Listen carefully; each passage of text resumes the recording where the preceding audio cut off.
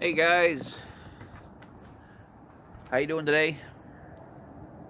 Uh, Sunday, St. Patty's Day today.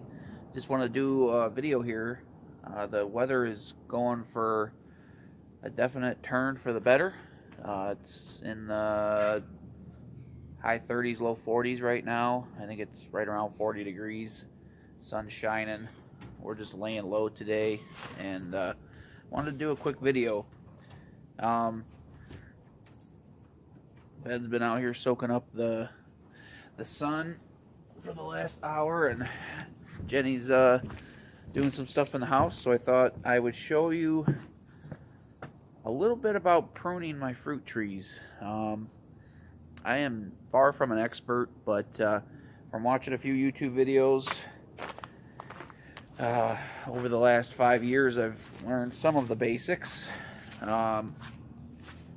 I do have, let's see, 2, 4, 6, 7 fruit trees back here. I have a peach tree, which has been established for I think close to 6 or 7 years now. I have a pear tree that's 6 or 7 years old now. And then I started adding a few more new trees to the flock, or to the orchard, I guess. So let me look for there's my pruner. My snips here. I guess I'll try to keep this video a little shorter, but 3 apples. We have 2 Gala Apple trees here that I put in, I think, 2 years ago. So this will be the 3rd summer. I normally try to buy the trees from like Tractor Supply or something when they clearance them out in the fall or late summer, whenever they're trying to get rid of them. So instead of paying, $25 for them, I pay $12 for them. So here's my peach tree right here. I don't know, it's hard to tell with the glasses on here. This tree was, basically a pencil tree when I planted it. Size of your finger as far as thickness. And if you can't tell, the trunk here is probably a good 6-7 inches round. It's only maybe 4 to 5 inches thick, but it's good circumference. It's a good steady tree. I have this sucker right here that I've been letting grow on it because the trunk has been has had some kind of sores on it last year, so I was afraid that this big main chunk of the tree might actually get sick and die. So I let this sucker continue to grow, thinking maybe if that did fail, this would pick up the slack and start a new tree. So that's that. As far as that, everybody always prunes their trees. Winter, I'm a little late here. I should have probably done it maybe a month ago. But basically, the gist of it is, don't let branches overlap each other. Anything going straight up is normally just like a sucker kind of branch. You want everything to be somewhat structured, like round. Everything needs to be well rounded. You don't want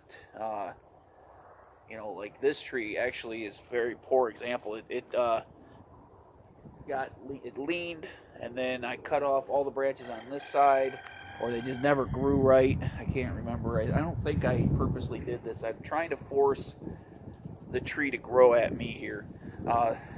This direction is east, so the tree is typically trying to go east and south because that's where the sun's at, and I'm having trouble getting it to go north. This branch I've left here, this is starting to pull toward here, so I'm hoping this tree is kind of, like I said, kind of a bad example of how to properly structure a tree. And it's a little close, so I don't know if you can actually see it. There's so much stuff around. But this tree is not going to need a ton of pruning. It's always hard when you grow a tree. You put a lot of work into them, and it takes a long time for them to grow.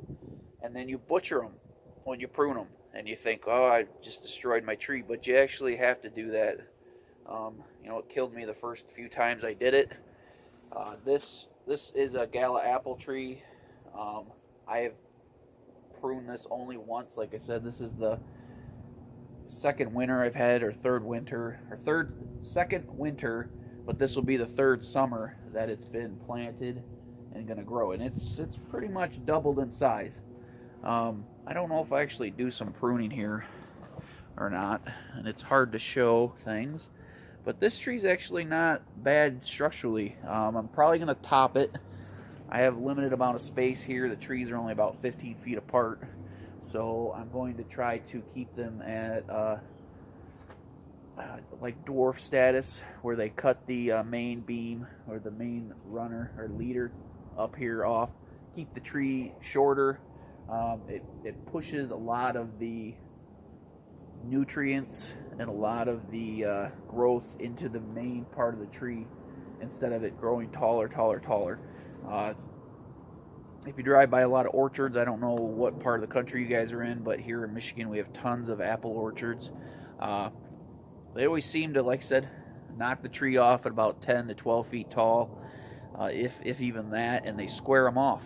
And all their trees always grow wonderful fruit, large amounts of fruit. You don't have excessive amounts of tree to keep alive. It kind of focuses the nutrients toward the center of the tree, the main beams. You know, I really don't want to prune these while on camera. I'll just start hacking things to death. But this tree isn't terrible. I'm going to probably cut the top off here, shorten it up. A couple of these branches are getting close to each other where they're overlapping. I'll cut a few of these off to make sure that things aren't overlapping each other.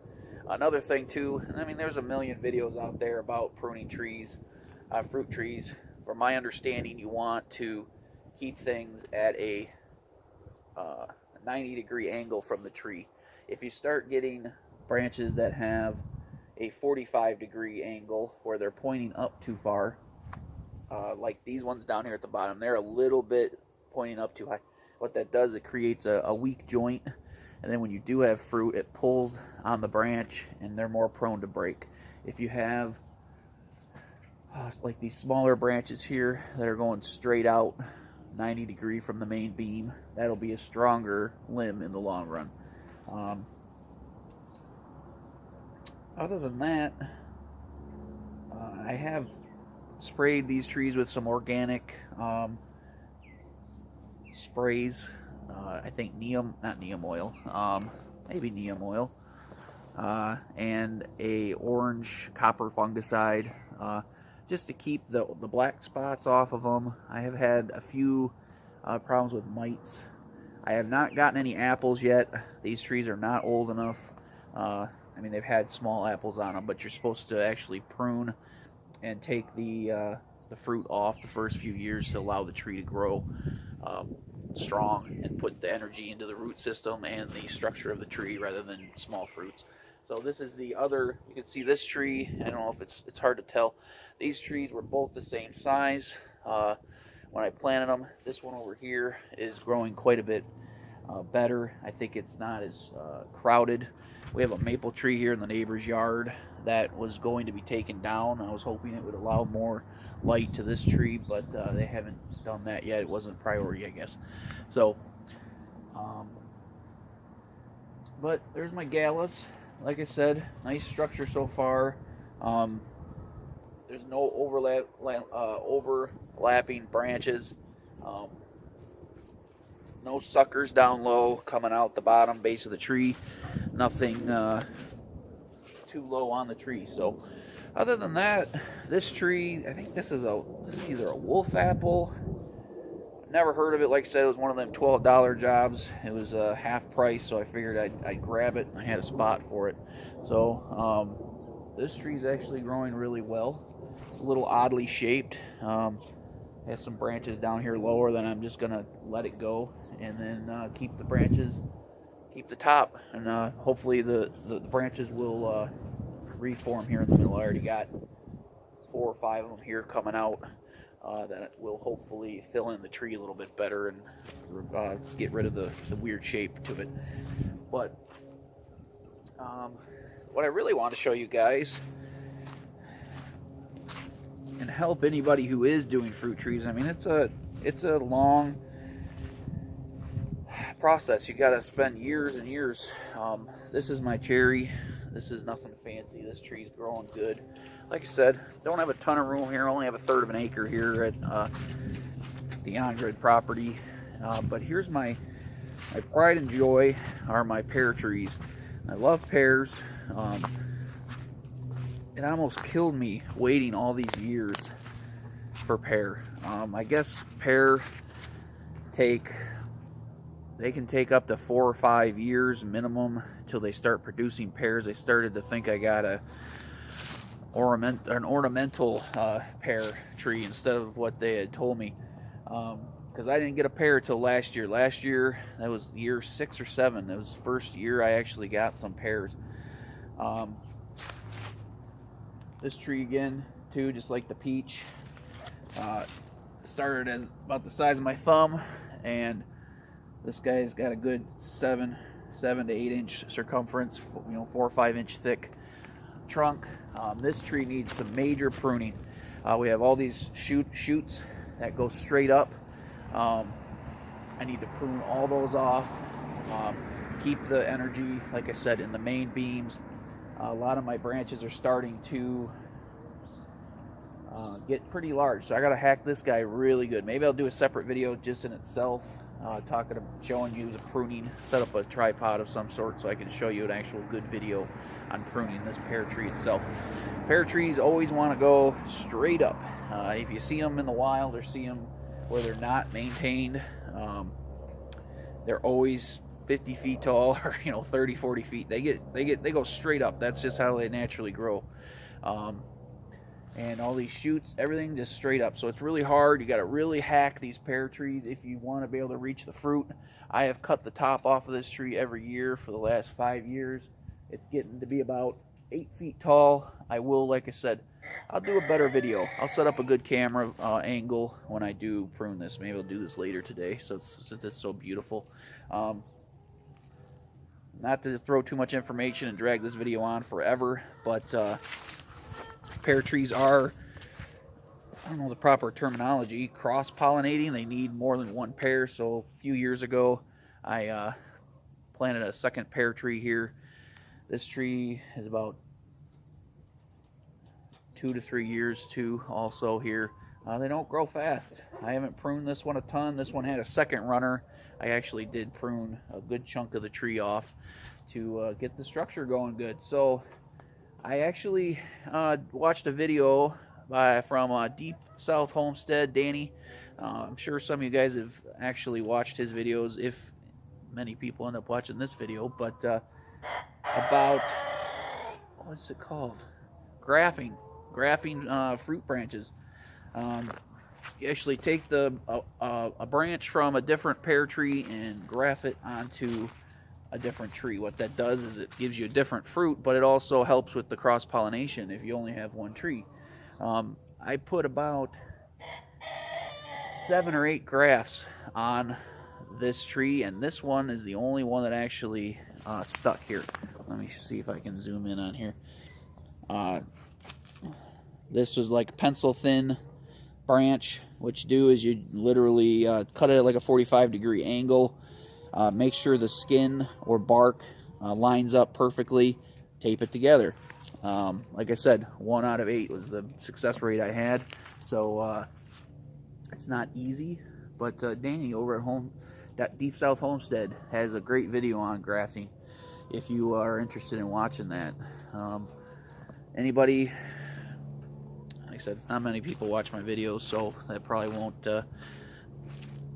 get any watchers to go there, but it'd be great if they did, because he's a good guy, him and Wanda. So anywho, that's what I'm doing today. This video is kind of dragging on and on. Sorry about that, but I came out here to let the ladies out. The snow's finally, or the ground's finally thawed out. The ladies have not been out in probably 4 months. because it's been, well, they haven't been out since early December, so yeah, close to 4 months. So I figured I'd come let them out today. The ground is finally firmed up a little bit. It's a mess. Sticks everywhere. Dog crap everywhere. So it is, get some water for the ladies. But I'm going to spend some time out here today just hanging out. Look at them happy chickens. 4 months is stuck in with snow and nothing to go outside for. They're going to destroy this yard. So, hope you're all having a great one. Happy St. Pat's Day. Like I said, if you're interested in tree pruning at all, I'll do a little bit better video where I'm stationed and not doing selfie mode here, so you can actually see the tree get pruned properly, or close to properly. Like I said, I'm not an expert by any means, but I do know the basic things that you're supposed to do. So I hope you're all having a great day. Hope you're all as excited about spring as I am, and we'll do some awesome videos here soon to come. Airport's a couple miles away. So have a great day, guys.